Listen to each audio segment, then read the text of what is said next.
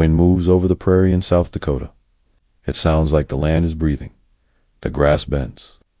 The sky feels wide and empty, and the cold feels sharp, like it has teeth. This place looks quiet now, but it holds a story that never truly went. Silent. The name of this place is Wounded Knee.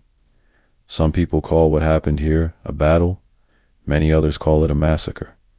Two names, one event, and the difference between those two words is not small. It changes how people understand the truth. A battle sounds like two sides chose to fight. It sounds equal. It sounds clean, like a simple story with winners and losers. But massacre is different. That word suggests fear. It suggests people trapped with nowhere to run.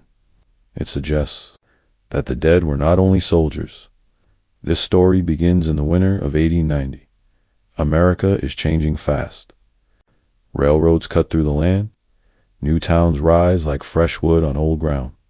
And at the same time, native families are being pushed into smaller spaces. Promises are made. Promises are broken.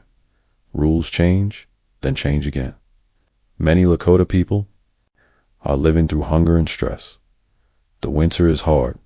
Food is short. The future feels like a door that keeps closing. In that pressure, a spiritual movement spreads. It is called the ghost dance. To outsiders, it looks strange. To the people who believe in it, it is hope. It is a way to say, we are still here. It is a way to keep faith when life feels unsafe. The ghost dance is not just a dance. It is a message that says the world can be made right. Again, a message that says loss is not the final word, but fear also spreads. Some government officials and settlers see the ghost dance and feel panic. They do not hear the hope inside it. They only see crowds gathering. They only see a people trying to stand up again. And when fear grows inside powerful places, it often becomes action. Soldiers are sent. Orders are written. Guns are cleaned. And the distance between people gets wider, not smaller. This is where the story turns toward one man. His name is Spotted Elk. Many people also know him as Bigfoot. He is a Lakota leader. He is not a young man chasing glory.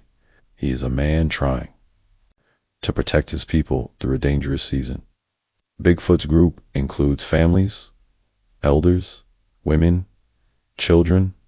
They are moving across the winterland, trying to reach safety. They are trying to avoid trouble. That is the painful irony. In stories like this, the ones who try hardest to avoid violence can still be pulled into it. The cold slows them down. Sickness spreads. People grow tired. And then the U.S. Army finds them. The soldiers who approach are part of the 7th Cavalry. That name carries weight, even today. It is remembered for earlier fights and older wounds. To the soldiers, this is a mission. To Bigfoot's people, it is a threat they cannot escape. The soldiers surround the group and guide them toward a camp near a creek. The creek is called Wounded Knee. It is late in the year. The ground is hard. The night air bites. Tents go up. Small fires struggle against the wind. The camp is not a fortress. It is not a battlefield. It is a place where families try to sleep. But the feeling in the air is tense. There is a kind of silence that only comes when everyone is afraid of the same thing. People watch each other's hands. People listen to every footstep. A single shout could spark panic. A single mistake could become disaster. Bigfoot is there, caught in the middle of it all. He knows the soldiers do not trust them. He knows his people are exhausted and scared. He also knows that once fear takes control, reason does not always survive. Night passes slowly. The wind keeps moving. And morning comes. The sun rises over a camp that already feels like a trap. Then an order spreads through the soldiers. They want the Lakota men to give up their weapons, disarm them. That phrase sounds simple. But it is not simple when people believe they may not live to see the next sunset. To the soldiers, it is control. To the Lakota, it can feel like helplessness. It is the moment when trust is required most. And it is the moment when Trust is missing. The camp holds its breath. A few guns are found, a few are handed over, but tension does not leave. It only tightens. Because the problem is not only the weapons, the problem is fear. Fear that the other side will strike first. Fear that surrender will not save anyone. Fear that the past is repeating itself again. History has a way of doing that. It repeats, not because people want it to, but because the same patterns return: misunderstanding, pressure, panic, power, and then one sound can change everything. A shout, a struggle, a sudden shot. No one can agree on every detail of that first moment, but everyone remembers what followed. Because after that moment, the story stops being about orders and misunderstandings. It becomes about survival. It becomes about the cost of fear. And it becomes about a place that will carry a wound in its name forever. Wounded Knee. This is the beginning. The winter of 1890 did not arrive like a normal season. It arrived like a warning. Across the northern plains, the wind cut through coats and tents. Rivers turned hard. Trails disappeared under snow, and the days felt too short to fix anything that was broken. For the Lakota, the struggle was not only about cold weather, it was also about a life that had been forced into a smaller and smaller space. Years earlier, the buffalo had been the center of survival. Buffalo meant food, clothing, shelter, tools, and trade. Buffalo also meant freedom to move with the seasons. But by 1890, the buffalo were almost gone in many places. The old way of living had been crushed, not by one event, but by many choices made far away from the people who suffered. Now, many Lakota families were pushed onto reservations. Life depended on government rations. Food was measured out. Rules. Controlled movement. Decisions came from offices, not from the land. It was a hard way to live, and it became even harder when the rations were cut. Some officials blamed the Lakota. Some newspapers blamed the Lakota. Some settlers blamed the Lakota. Too often, the story was written as if hunger was a moral failure instead of a crisis created by policy and pressure. Parents watched children grow thin. Elders grew weaker. People felt trapped between the need to obey and the need to survive. And inside that pressure, something spread quiet at first, like a spark hidden in the grass. The ghost dance. To many Lakota, it was a spiritual lifeline. It offered meaning when daily life felt unfair and unstable. It offered a way to gather, to sing, to pray, and to remember that the people were still one people. Some believed the ghost dance promised a renewed world. Some believed it would bring peace. Some believed it would bring the return of lost relatives and lost strength. Different communities held different hopes, but the movement carried one clear feeling. The future did not have to be only pain, but hope can frighten those who do not understand it. Many outsiders saw the dancing and heard rumors. They imagined secret plans. They imagined an uprising. They imagined a war that was not there. And fear has a dangerous habit. It turns questions into accusations. Instead of asking what the ghost dance meant, some officials decided what it meant.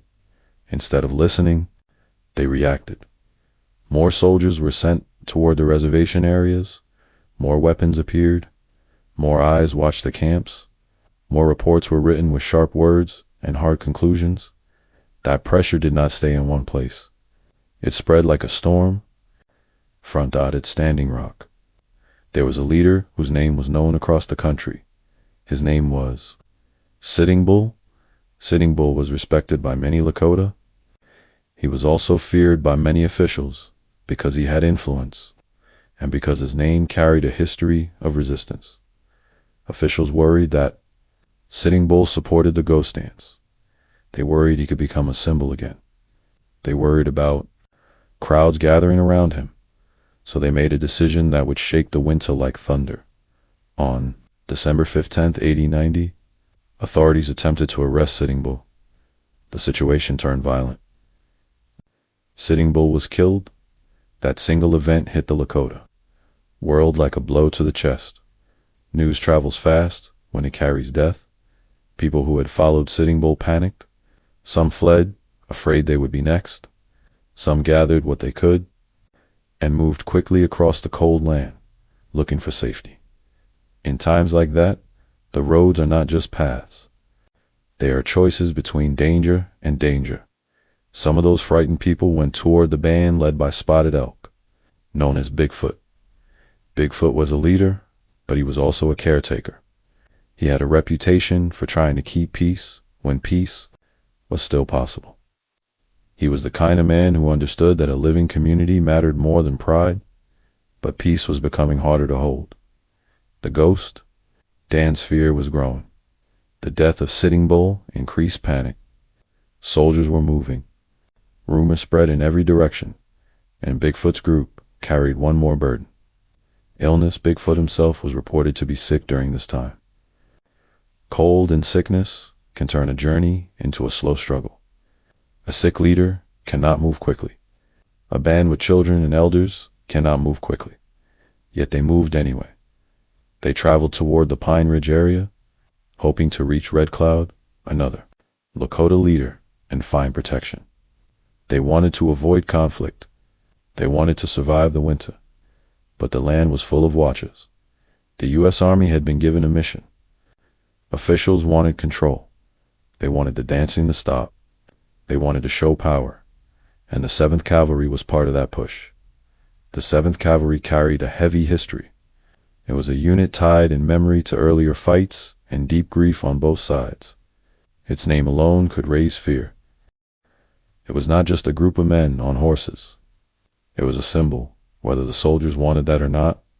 As Bigfoot's band moved, the soldiers moved to dot the distance between them, close like a tightening rope. In moments like this, small misunderstandings become deadly. A glance can look like a threat. A shout can sound like an attack. A rifle carried for hunting can be read as a plan for war. And when two sides expect the worst, they start preparing for the worst. Bigfoot's band was not marching like an army. They were traveling like a community. They had families and supplies. They had fear in their stomachs and cold in their bones. The soldiers did not see a community first. They saw a problem they were sent to solve. Eventually, the soldiers intercepted Bigfoot's group and brought them to a camp near Wounded Knee Creek. This was not a camp chosen by Bigfoot. It was a camp directed by armed authority. And that detail matters, because when one side chooses the ground and holds the weapons, the other side is already at a disadvantage. The camp formed under tension. Tents went up in the cold. Fires were small. People tried to rest, but rest is difficult when rifles are near and trust is far away. The soldiers set their positions. They watched the camp. They prepared for the morning. Bigfoot's people watched too. They watched the faces of the soldiers. They watched the way the soldiers stood. They watched the way orders moved through the air like invisible threads. Both sides were waiting. And the most dangerous part was this.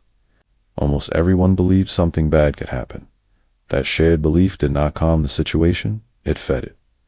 The night held its breath over Wounded Knee, and as dawn approached, the conflict moved from fear and rumor toward action.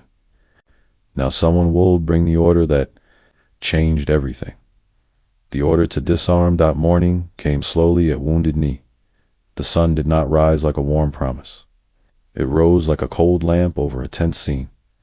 Snow covered the ground in thin, pale layers. The creek sat nearby, quiet and dark. The camp was still, but it was not peaceful. It was the kind of stillness that happens when people are afraid to move too much. Bigfoot's band had spent the night surrounded. Families had tried to sleep, but sleep does not come easily when soldiers stand close. Children had heard unfamiliar voices. Elders had watched the shadows outside the tents. Men had whispered to each other in low tones, trying to decide what the morning would bring. Across the camp, soldiers prepared as well. They checked their weapons.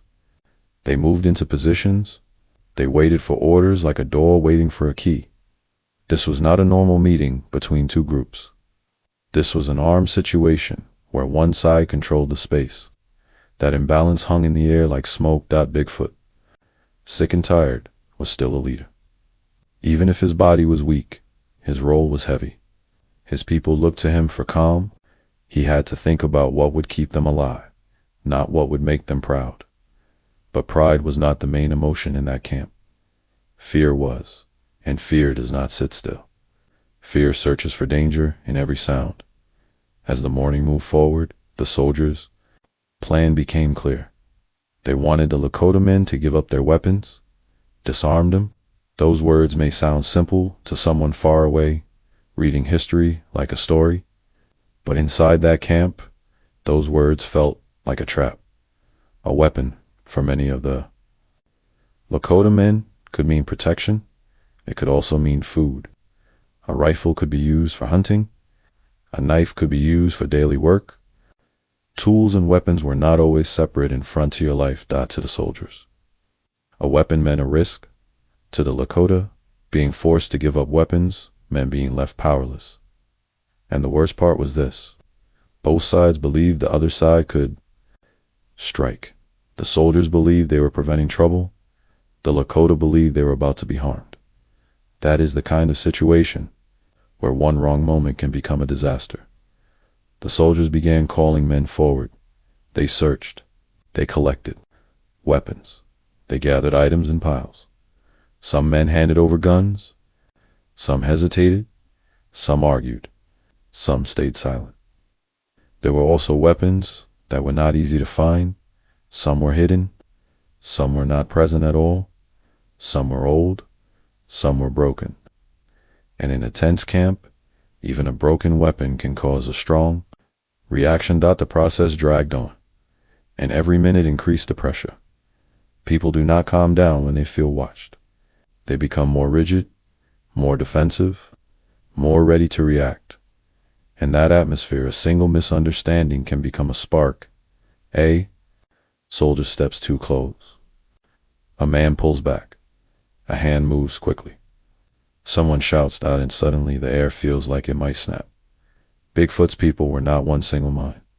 No community is. Some wanted to cooperate fully, hoping it would end the danger. Some were angry, feeling humiliated in front of their families. Some were terrified, convinced they would not survive no matter what they did. The soldiers were not one single mind either. Some may have felt pity. Some may have felt fear.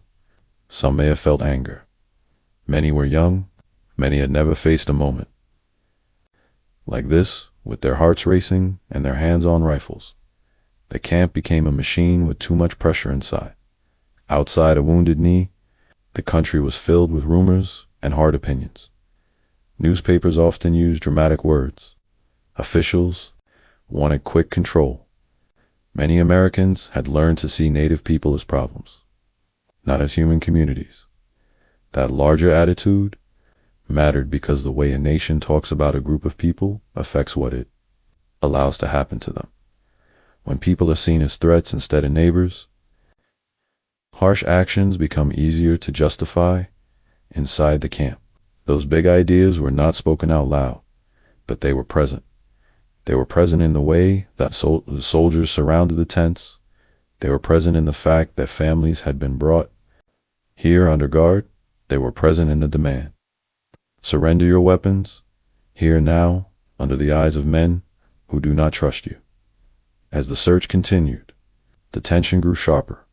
Accounts from history do not match in every detail. Different witnesses remembered different moments, but many agree on the same outcome. At some point, a shot was fired. It may have been an accident. It may have been a struggle. It may have been a sudden choice. History argues about the exact trigger. What matters is what happened after the first shot, because after that sound, control collapsed. A gunshot is not only a weapon. In a tense crowd, it is also a message.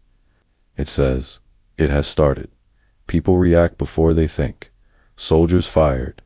Some Lakota men tried to defend themselves. Many people ran. Many could not run fast enough. The camp became chaos, not the clean chaos of a movie scene, where heroes are clear and time slows down. This was real chaos. The kind where a parent reaches for a child, the kind where someone falls in the snow and cannot get up, the kind where shouting is everywhere, but no one can give a single order that everyone hears, the kind where fear becomes the loudest voice. Bigfoot's band had families among them. The presence of women and children in that camp was not a small detail. It was the detail that would define how the world should understand what happened. Because when violence spreads through a camp of families, it is not only a clash between fighters, it becomes something darker. As the gunfire continued, the creek and the open ground offered little protection. Snow does not stop bullets. Thin cloth tents do not stop bullets. Panic does not create safe paths. In those moments, people's lives are decided in seconds, not because they deserve it, but because they are standing in the wrong place when fear erupts. When the shooting finally slowed, the cold returned to the front of the story. The wind still moved. The sky still hung above the prairie, but the camp was changed forever. Wounded Knee was no longer just a creek name. It became a wound in memory. And the question that would follow this event, for generations, was simple but heavy. If this was a battle, where are the lines between armies? If this was a battle, why did so many families die? Part 3 ends here, at the edge of the breaking point, because the next part is where the story becomes impossible to soften.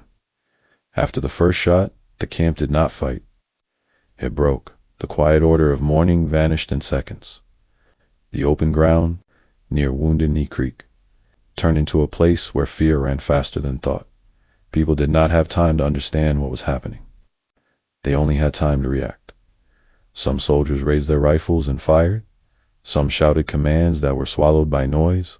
Horses pulled back and shifted underriders. Sensing panic on the Lakota camp, men tried to make sense of the sound. Some reached for weapons. Some lifted hands to show they were not attacking. Some looked toward their families first, not toward the soldiers, because families were there, women were there, children were there, elders were there. This was not a line of soldiers facing a line of soldiers. This was a crowded winter camp where life was close together, tense. Blankets, small fires, and people trying to survive a hard season. When gunfire spreads in a place like that, the danger does not choose targets carefully. It strikes whoever. Is Knee a mother grabs for a child's arm? A father turns his body to block a shot. A child runs, not knowing where safe is. An elder tries to stand, but the body is slow, and the snow is deep. Everything happens at once. The air fills with smoke and sharp cracks. The ground shakes with boots and hooves.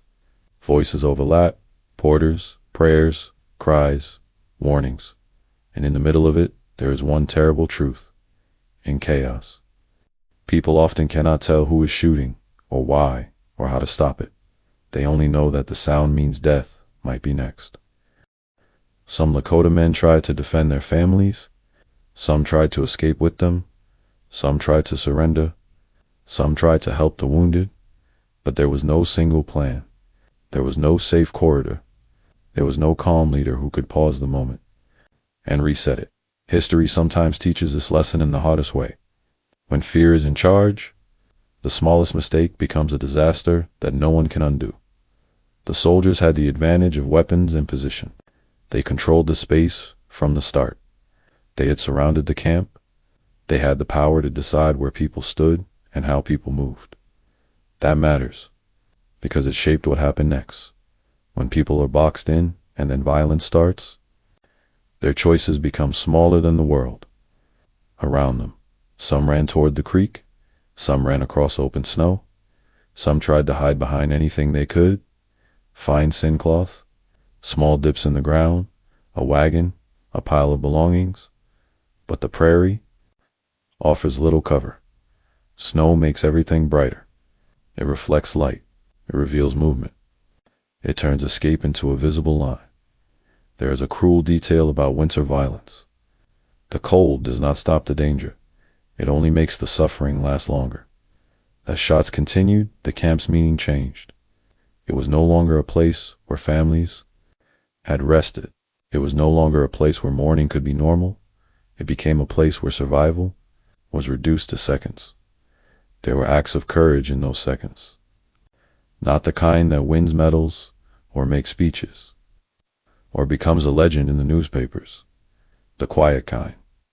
A person dragging another through snow. A parent refusing to let go of a child's hand. Someone lifting a blanket to cover a wounded body. Someone turning back, even though turning back is dangerous, because leaving someone behind feels impossible. These are the choices people make when love is stronger than fear, even for a moment. And yet, love does not stop bullets. The shooting did not end quickly. The noise came in waves. Sometimes it sounded like it was slowing, and then it returned again. And while it was happening, many of the people inside that camp did not understand the why. They only knew this. They had been brought here. They had been surrounded. They had been ordered to disarm, and now the camp was burning with violence. To later generations, this is one reason the event is remembered with two different names, because the word battle suggests that both sides agreed to fight. But the reality inside the camp looked nothing like an organized battle. It looked like collapse, panic, and killing that did not stay limited to armed men. That is what makes the story so heavy. That is what makes the label massacre rise in the minds of many people who study what happened when the gunfire finally slowed. The world did not return to normal. There was no clean ending. There was only aftermath. The wind returned to the loudest sound. The camp that had been full of movement became a place of stillness. Smoke drifted and thinned in the cold air, and then the cold became a second enemy. In winter, the wounded cannot wait. In winter, shock can become death.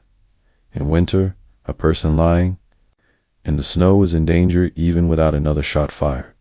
Survivors looked for missing relatives. Some called names. Some searched tents and blankets. Some stared into the distance as if the mind could not accept what the eyes were seeing. And the soldiers, too, had to face what had happened. Some were injured. Some were shaken. Some were angry. Some were silent. Some were trying to follow orders in a situation that no longer felt controlled. History records that many Lakota were killed at Wounded Knee, including women and children, and that the number was large, too large to explain away with simple words. The numbers matter, but the meaning is deeper than numbers, because behind every number is a person who had a name, a family, a voice, and a place in a community. A child who had favorite games, a mother who knew how to calm a baby, an elder who carried stories from earlier years, a young person who had plans that would never happen, and the land held them all. In the days that followed, the story continued to spread across America, but not in one clear form. Some reports tried to justify what happened. Some papers used language that made it sound heroic. Some voices spoke about saving the frontier. Some people repeated rumors as if they were facts. But among Lakota communities, the memory was not a headline. It was a wound. A wound made worse by the way outsiders argued over the name battle massacre 2, words fighting over one truth. When the shooting at Wounded Knee slowed, it did not feel like an ending. It felt like the world had been torn open, and no one knew how to close it again. The prairie was still the prairie. The creek still ran through the land. The sky still held its pale winter light. But the camp was no longer a camp, it was a place of loss. And in the hours after violence, the real power of a story begins to show, not only in what happened, but in what people do next, how they speak, how they justify, how they mourn, and how they remember. The survivors faced the first brutal problem, the cold. Winter does not pause for grief. It does not respect tragedy. It simply continues. Many people were wounded. Some were in shock. Some were searching for family members. Some were too frightened to move. And in the freezing air, even a small delay could become deadly in moments like this. Survival depends on help, but help depends on decisions, and decisions depend on how those in control view the people who are suffering. Some survivors were found and gathered. Some were taken away for treatment. Some were carried or dragged because their bodies could not move on their own. Some hid, afraid that if they stood up, they would be shot again. The fear did not vanish when the gunfire stopped. Fear stays in the muscles. It stays in the breath. It stays in the way people flinch at sudden sounds. And it stays in the memory. For the Lakota, the emotional damage was not only the loss of life, it was also the message behind the loss. A message that said, even when families are present, even when people try to comply, even when a leader tries to keep peace, safety is not guaranteed. That message is the kind that can shape a community for generations. Then came the next problem, the dead. In winter, there is no easy way to care for the dead. The ground is hard. The air is bitter. The body freezes quickly. For families, this is not just about burial. It is about dignity. It is about saying goodbye. It is about honoring the person who is gone. But after events like Wounded Knee, dignity can be stolen too. Bodies were left on the field as the weather moved in. Later, they were gathered and buried.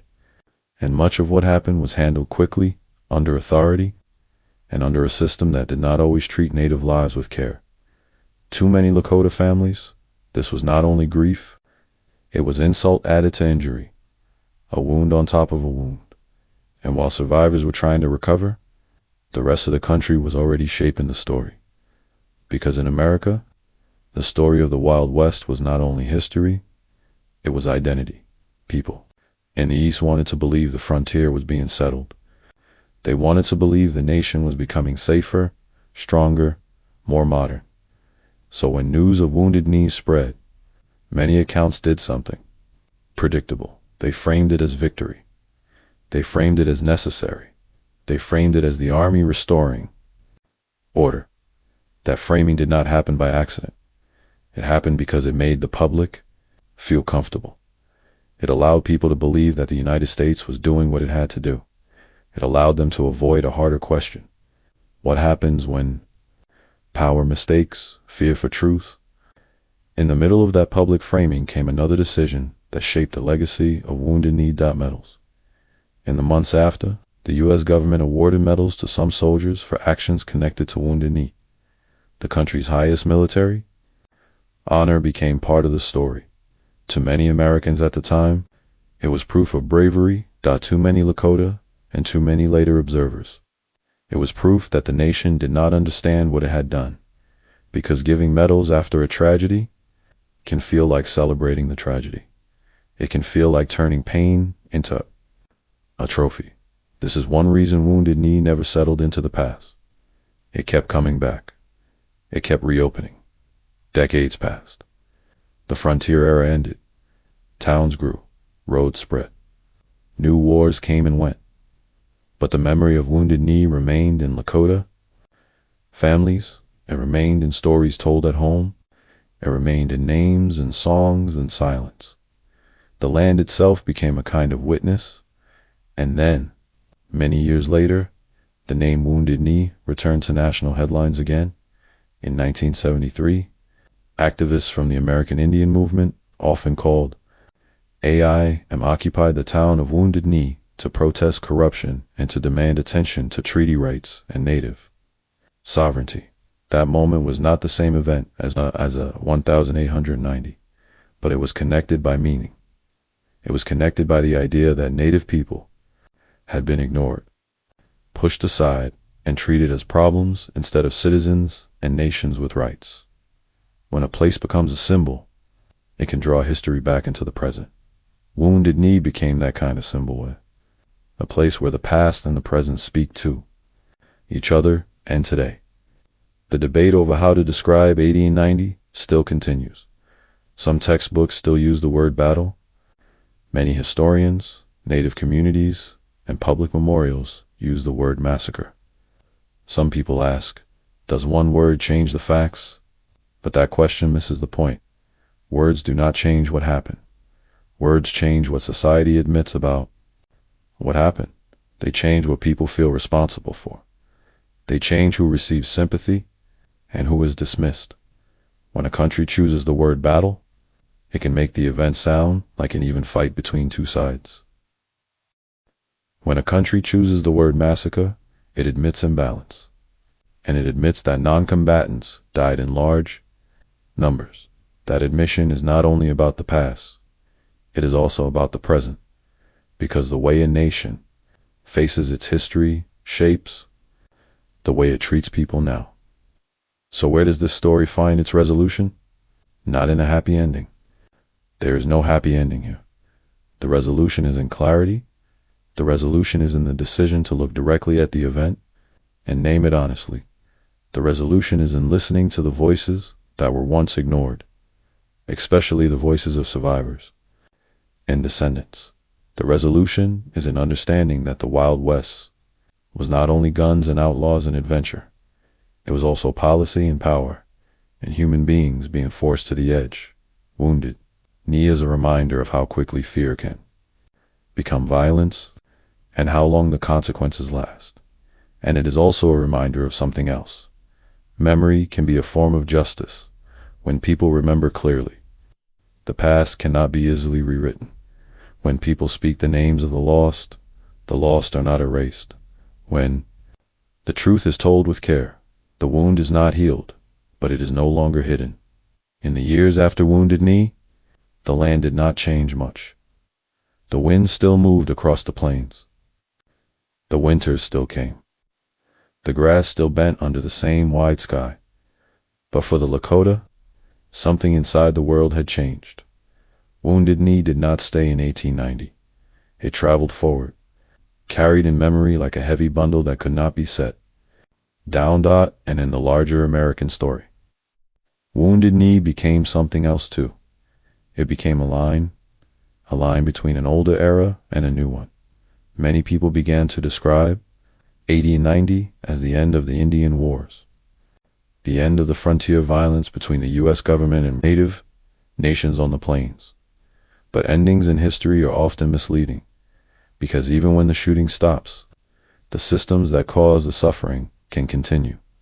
After Wounded Knee, life for Native people did not suddenly become easier. The pressure did not vanish. In many places, it became quieter and more controlled, but still painful. Policies aimed to reshape Native life.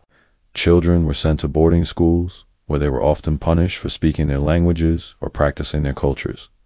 Families were separated. Traditions were pushed underground. It was not the kind of violence that makes headlines. It was the kind that changes identity over time. Many Americans did not see it, or did not want to see it. They preferred the story of progress. They preferred the story that the country was moving forward, and the Indian problem had been solved. But Native communities were not a problem. They wanned our nation's families and human beings, and they carried the consequences of that era in daily life. Wounded Knee became one of the strongest symbols of those consequences, not only because of the death and fear of that day, but because of the argument that followed, the argument over the name.battle.massacre. Those words were not neutral. They were a fight over meaning. When a society chooses the word battle, it often chooses comfort. It suggests symmetry, like two sides met and fought and one side won. When a society chooses the word massacre, it admits imbalance. It admits that families were caught in the violence.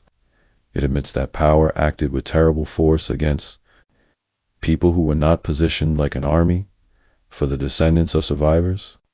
This is not a debate for historians only. It is personal. It is about whether their relatives are remembered as combatants in a fair fight, or as victims of an overwhelming attack. It is about whether their grief is treated as valid or treated as inconvenient. It is also about whether the country learns from its past or hides it behind softer language. This brings a story to one of the most controversial parts of Wounded Knee's legacy. The medals. After the event, the U.S. awarded medals of honor to a number of soldiers for actions connected to Wounded Knee. To many people outside Native communities, this fact can come as a shock because a medal is supposed to represent heroism and Wounded Knee, to many observers, represents tragedy and the killing of non-combatants. Over time, Native leaders and advocates have called for those medals to be rescinded. They argue that honoring actions at Wounded Knee is like praising the event itself. They argue it sends a message that Native lives mattered less. Others have defended the medals, claiming the soldiers acted under chaotic conditions. This debate has lasted for decades, and the fact that it continues tells an important truth. Wounded Knee is not only history, it is a living issue of memory and justice. In the middle of these debates, another question appears, one that many people never ask until they hear this story. What happened to the survivors? In popular images of history, an event ends when the last shot is fired. But real life is not like that. Survivors had to live with injuries, grief, and displacement. Many returned to communities that were already struggling. Many carried trauma that had no name at the time, but had real effects: fear, nightmares, silence, anger, and deep sadness. Children who survived grew up with the memory of that morning. They carried it into adulthood. They passed it into family stories, even when they tried not to, because pain leaks through silence, and when a whole community experiences something like this, it becomes part of the community's identity, not as a weakness, as a truth. Then, decades later, Wounded Knee's name returned again, this time through protests. In 1973, members of the American Indian movement and others occupied Wounded Knee, calling attention to treaty rights, local corruption, and the broader history of broken promises. The 1973 occupation lasted weeks and drew national attention. It was a modern crisis, but it echoed an older wound. People did not choose Wounded Knee by accident. They chose it because the name already carried meaning. It carried the message: we remember what happened here, and it carried another message: we are still here. That is the part many old frontier stories leave out. They act as if native nations disappeared. They did not disappear. They endured. They adapted. They fought for rights in courts, in politics, in movements, and in everyday life.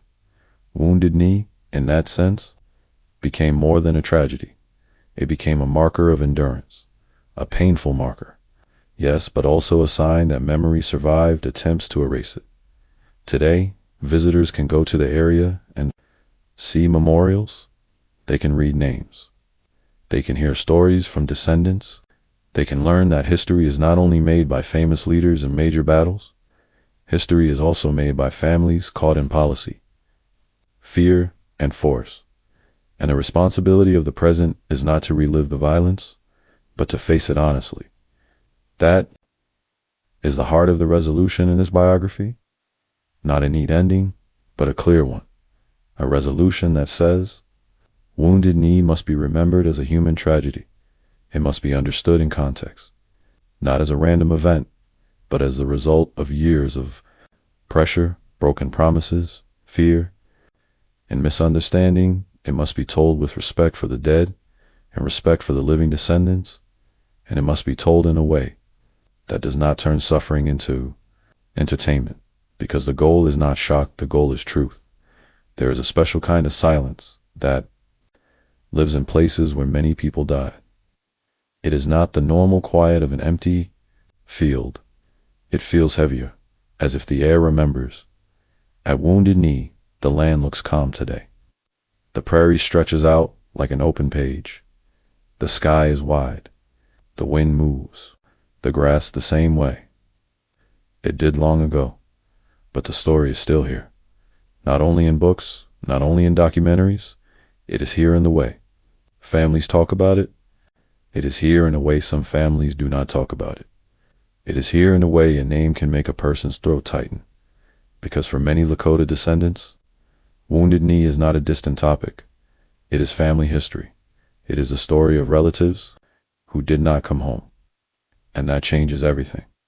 When outsiders hear 1890, they may think of an old date, something sealed in the past, something finished, but trauma does not work like that. Trauma travels forward, it moves through generations. Not like a ghost, but like a pattern. A child grows up watching an adult flinch at certain sounds. A young person senses deep anger, but does not know where it started. A family learns to survive by staying quiet, by staying careful, by not trusting systems that once proved deadly. This is not weakness. This is adaptation. It is the body and the community learning how to live after something that should never have happened. And that is why the argument over the name battle or massacre matters so much. Because words are not just labels. Words are how a society decides what is real. If the event is framed as a battle, then the suffering can be dismissed as part of war. But if the event is understood as a massacre, then the country must face something harder. That power was used in a way that killed many non-combatants, and that the consequences were not accidental for many descendants. The word massacre is not meant to create drama. It is meant to create honesty. It is a demand that the story not be softened, to protect someone else's comfort. And comfort is a major theme in American memory. Many nations prefer heroic stories. They prefer to feel proud. They prefer clean timelines with clear villains far away. But Wounded Knee does not fit that shape. Wounded Knee forces a different kind of bravery. The bravery to admit harm. This is where the emotional core of the biography becomes clear. The story is not only about death, it is also about how people survive. After death, how they rebuild, how they hold on to identity when the world pressures them to let it go. After Wounded Knee, Lakota families continued to live under policies that often tried to erase their culture. Languages were discouraged, ceremonies were controlled or banned, children were pressured to become American in a narrow sense.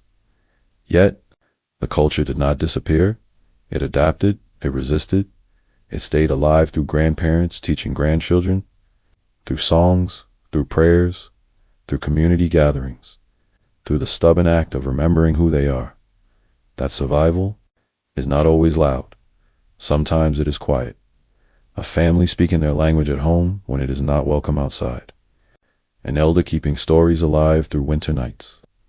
A community gathering to honor the dead and support the living. To some people, that may look small. But in the shadow of attempted erasure, it is enormous. And then there is the land itself. Wounded Knee is not only a story in words, it is a place people can stand on. Visitors can see memorials and markers. They can read names. They can feel how open the prairie is, how exposed the camp would have been, how hard it would have been to run. When a person stands in a place like that, the imagination stops being entertainment. It becomes responsibility, because the mind starts to ask real questions. What would it feel like to be surrounded in winter? What would it feel like to protect children when gunfire starts? What would it feel like to wake up the next day and still have to live? These questions do something powerful. They turn history into empathy. And empathy is one of the few tools strong enough to break the cycle of dehumanization. This is also where Wounded Knee connects to modern times. Not in a forced way. Not as a slogan, but as a truth. The patterns that led to Wounded Knee fear of a culture.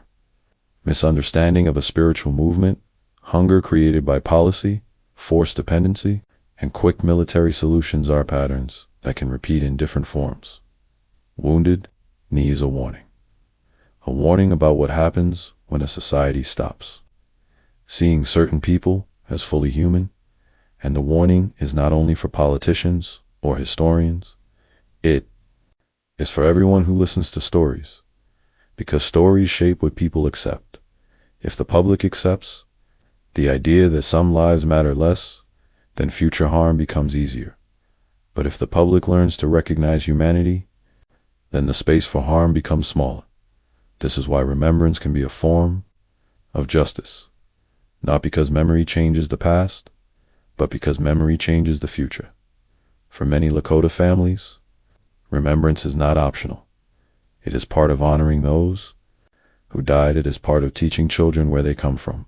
It is part of refusing erasure, and remembrance can be active, not only emotional. People have asked for better education about Wounded Knee. They have asked for the story to be told, with Native voices included. They have asked for recognition that the event was not a normal battle. They have asked for official actions that match the moral weight of the event. This brings the biography to a simple but strong emotional payoff. Even after everything, the people did not vanish. Even after everything, the memory remained. Even after everything, the story continued through descendants, through communities, through activism, through culture, through survival. That is not a romantic ending. It is a real one. It shows the difference between a people being harmed and a people being erased. Harm is real, but erasure did not win. And in that truth, there is dignity even after more than a century. Wounded Knee still causes arguments stop, not because the place is unclear, not because the date is unknown, but because the meaning is hard. When a story is painful, people often try to reshape it into something easier to carry. That is what happens with Wounded Knee. Some voices say it was a battle. Some voices say it was a massacre. Some voices say it was complicated. Some voices say, stop bringing it up. But the past does not disappear just because someone is tired of it, and Wounded Knee does not fade because it is tied to a bigger truth. How a nation treats people when it is afraid to understand why the argument continues. It helps to understand something simple about human nature. People defend the stories that protect their identity. If someone grows up hearing that the United States always acted with honor, then Wounded Knee feels like an attack on that belief. If someone grows up hearing that Native lives were treated unfairly, then Wounded Knee feels like proof. So the fight over language is also a fight over identity. But history is not supposed to be comfortable. History is supposed to be honest. And honesty sometimes means admitting that a nation did terrible things, even while it also did other things it is proud of. That is not hating the country. That is growing up. That is the mature ability to hold two truths at once: pride and shame, progress and harm. Wounded Knee asks for that maturity. It asks listeners to stop thinking in simple teams. It asks them to look at the human reality, a camp of families surrounded and disarmed, where violence exploded and many Lakota, including women and children, died. That reality is the reason many people refuse the word battle, because battle suggests a fair contest. Wounded Knee was not fair. Not empowered, not in position, not in the presence of families who were not fighters. This is where the story reaches another hard topic: what a society chooses to honor. Military honors are symbols. They tell the public what counts as bravery. They teach young people what is celebrated. And when honors are connected to events like Wounded Knee, it creates a moral problem, because it feels like the suffering is being ignored for decades. Native leaders and supporters have asked for certain honors related to Wounded Knee to be taken back. They argue it is wrong to reward actions linked to the killing of non-combatants. They argue it keeps the wound open. Others resist the idea. They argue that changing honors changes history, or that soldiers were acting under orders, or that the situation was chaotic. This disagreement can become emotional quickly, but at its core, the question is not complicated. What should be celebrated? If a community of families is harmed, should the event become a trophy? Many people would say no, and the fact that this question is still alive shows that Wounded Knee is not a finished story. It is a moral issue that continues to echo. Then there is the educational side. Many Americans learn about the Wild West in a narrow We Cowboys, outlaws, famous shootouts, and dramatic last stands. Native history is often reduced to side characters, or it is presented as something that ended, but Native nations did not end. They continued. They continue today.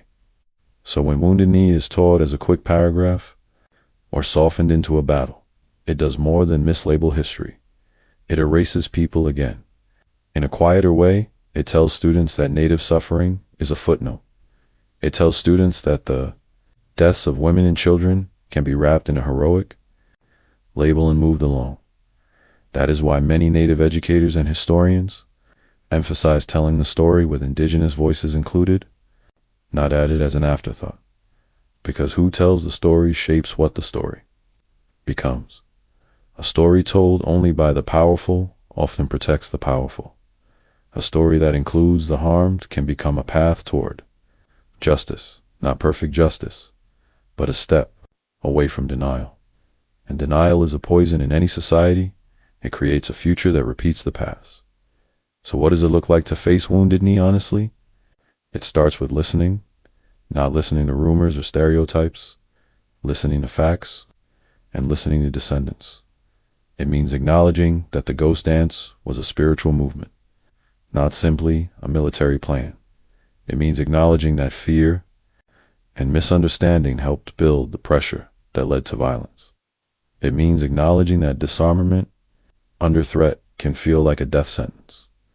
And it means acknowledging that the presence of families changed the moral nature of what happened. Then it means naming the event in a way that respects the truth of what occurred. For many, that name is Wounded Knee Massacre, not to create anger, but to tell the story plainly. There is also a deeper step, turning remembrance into action. Action can be small, but real. It can be learning the history beyond a single event. It can be supporting Native-led education and INVET cultural programs. It can be visiting memorial sites with respect, not as a thrill. It can be sharing accurate information instead of myths.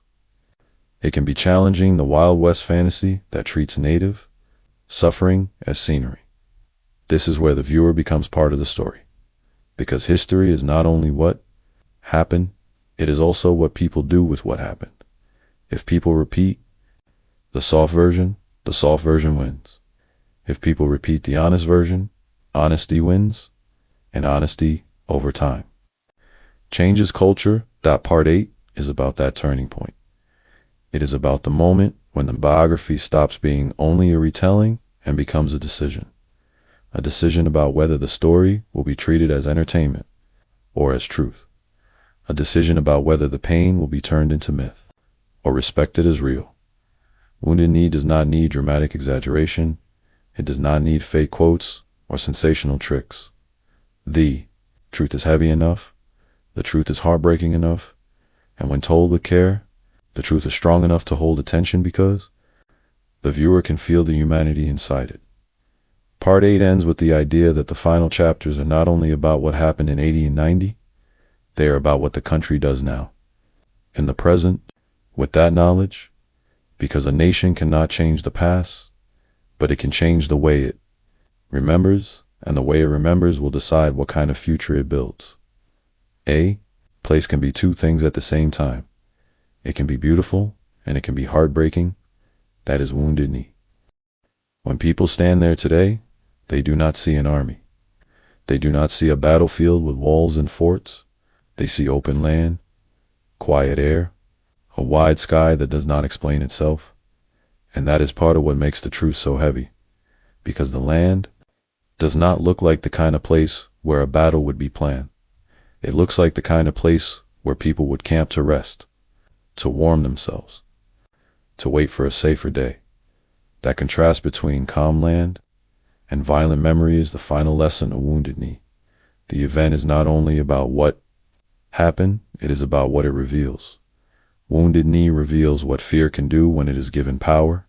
It reveals what happens when a spiritual movement is misunderstood and treated like a military threat. It reveals what happens when a community, already under pressure, is surrounded, disarmed, and left with very little control over its own safety. And it reveals something else too. Even after tragedy, a people can endure. That endurance is the real resolution of this story. Not a happy ending, not a neat ending, but a human ending. Because The Lakota did not vanish after Wounded Knee. They carried grief, yes, but they also carried identity, they carried language, they carried family bonds. They carried a memory that refused to be erased. That is why Wounded Knee still matters now, not because history fans like old conflicts, but because living communities still carry the results of those policies and decisions. This is where the story shifts from what happened to what is owed. What is owed is not simple. No one can bring back the dead, no. One can reverse the cold morning of 1890. But a society can offer something real: recognition. Recognition is not a speech that disappears after a day. Recognition is a change in how the story is told. It is a change in what schools teach. It is a change in what museums display. It is a change in what names are used. It is also a change in who is centered for too long. Many stories of the Wild West centered the settlers, the soldiers, and the myths. Native people were reduced to shadows in someone else's adventure. Wounded Knee forces a reversal. It demands that the center of the story be the people who suffered in the camp, the Lakota families. When the story is told from that center, it becomes harder to hide behind comfortable words. The word massacre stops sounding like a political statement and starts sounding like a description. And the phrase "end of the Indian Wars" stops sounding like closure and starts sounding like a warning. The violence may have changed form, but injustice did not disappear. This is also why Wounded Knee became a symbol again in modern times. In 1973, the occupation at Wounded Knee brought cameras and attention. People watched the news and heard the name again. The place became a stage for a message. And that message was not only about the present, it was about the past, refusing to stay buried. It was about treaties that had been broken. It was about sovereignty. It was about dignity. It was about saying, we are not a footnote. We are not a memory. We are here. That moment in 1973 showed something important. Symbols matter, and Wounded Knee is one of the strongest symbols in Native American history. It is a symbol of tragedy, yes, but it is also a symbol of survival and an resistance to erasure. This is where the final resolution becomes clear. Wounded Knee cannot be fixed, but it can be faced. Facing it means refusing to reduce it to entertainment. Facing it means refusing to use it as a cheap shock moment. Facing it means telling the truth with care. And care is not weakness. Care is discipline. Care means choosing words that are accurate. Care means not overacting the tragedy, but not minimizing it either. Care means understanding that behind the history are real descendants who still feel the story. It also means understanding that a nation's character is shaped by the stories it chooses to honor. If a nation honors only victory and ignores harm, it becomes shallow. If a nation can honor truth, including painful truth, it becomes stronger. That is the deeper purpose of this biography. Not to make the viewer feel guilty, but to make the viewer feel awake. Awake to the human cost behind the Wild West myth. Awake to the difference between legend and reality. Awake to the fact that people were living full lives inside those tents, and those lives were cut short. Awake to the fact that the story does not belong only to books. It belongs to families and communities that are still here. So what does a respectful ending look like? It looks like memory with humility. It looks like a viewer who hears the story and does not rush to defend or dismiss, but pauses and thinks, what would it mean to remember this honestly? It looks like someone who learns more instead of stopping at one video. It looks like someone who shares the truth instead of repeating myths, because memory is a choice, and every generation makes that choice again. Wounded Knee is one of those places where the choice matters. If the country chooses comfort, the wound stays hidden and infected. If the country chooses truth, the wound is still there, but it is finally seen. And being seen is the first step toward any form of healing. The Last thing the wind does at Wounded Knee is explain that it does not tell visitors what to think. It does not label the truth in bold letters. It only moves. And in that movement, there is a final message. History will not speak clearly unless people choose to speak clearly. That is why this story matters. Not because it is easy to watch, not because it fits the usual Wild West format, but because it asks for something rare on the internet. Attention, respect, honesty, Wounded Knee is often described as an ending to a long period of violence on the plains. But the real ending is not a date on a timeline. The real ending is the moment when the listener finally understands that the frontier myth is incomplete, that the Wild West was not only outlaws, gunfights, and daring lawmen, it was also hunger caused by policy. It was also fear turned into force. It was also families placed in danger by decisions made far away and at Wounded Knee. Those forces came together in a way that left deep pain behind, pains that did not stay in the snow of 1890, but moved forward into families, communities, and generations. So the question becomes, what does a viewer do with this knowledge? Some people think history is only information, names, dates, events, but history is more than that. History is a mirror. It shows what a society allows when it is afraid. It shows what happens when people stop seeing each other as human. It shows how quickly order can become cruelty. And if a mirror shows something uncomfortable, the easiest choice is to look away. But the strongest choice is to keep looking. That is what remembrance is. Remembrance is not only mourning, it is a refusal to let tragedy become background noise, a refusal to let families be reduced to statistics, a refusal to let a painful event be renamed into something softer, simply to protect comfort. This is why the words still matter. Battle, massacre, .2. Words trying to describe one truth, and while the past cannot be changed, the story can be told in a way that is accurate, a way that respects the fact that many Lakota died, including women and children, a way that recognizes imbalance of power, fear, and misunderstanding, a way that centers the people who were surrounded in the camp, not only the people holding the rifles. That is what this biography aimed to do. Not to sensationalize pain, not to create fake drama, but to tell a human story with dignity, because dignity is what violence tries to steal, and telling the story, honestly, is one small way of giving dignity back. Now the closing question is personal. What will this viewer remember? In the age of endless scrolling, forgetting is easy.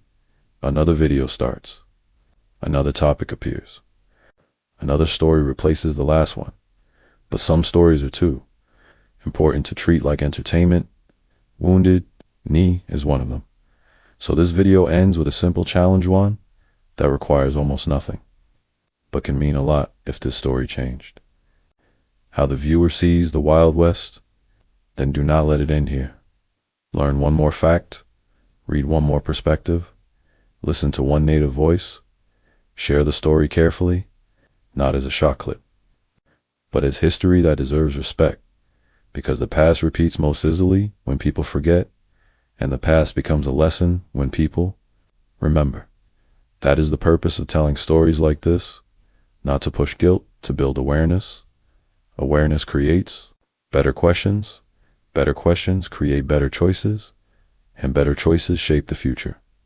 Now, if the viewer wants more real history told like a story, human, clear, and respectful, this is the moment to act.